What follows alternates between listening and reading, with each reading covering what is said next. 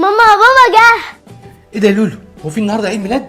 انت نسيت ان انا كنت عند الدكتور النهارده وعرفت جنس المولود. معقول؟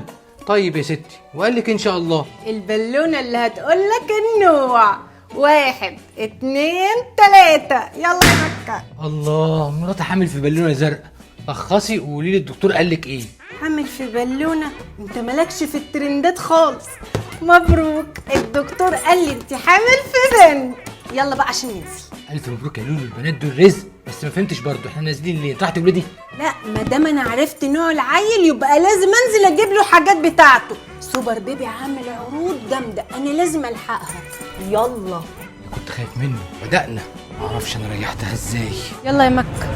انت بتقول حاجة يا محمد؟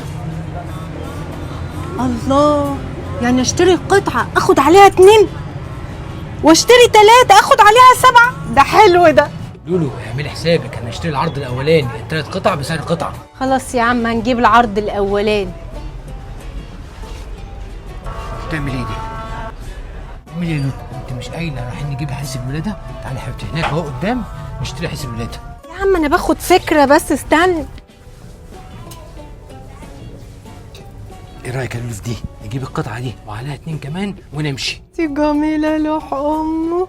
حلوة دي، جميلة يا محمد، تسلم ذوقك. سيبني بقى اختار القطعتين التانيين براحتي. حلو.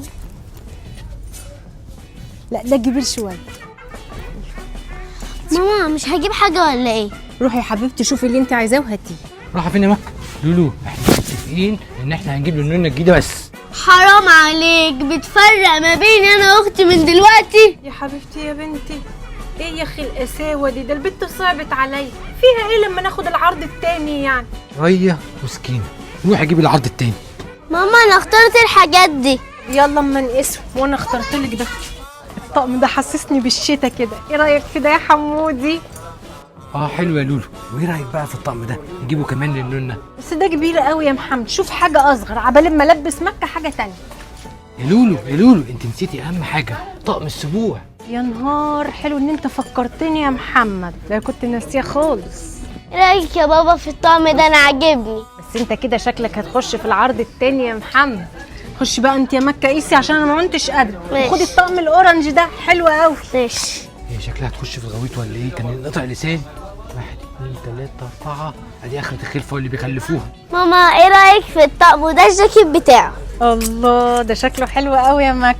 تعالي كده اما نجرب. ايه الالوان المطرقعه دي؟ جامد. الله الله الله، وريني كده. الله، جامد جامد. مكه كفايه اللي احنا خدناه. لولو كفايه، هنشتري المحل كله. بتفرق ما بيني انا واختي. خلاص هناخده يلا. بنت امها صحيح. ماما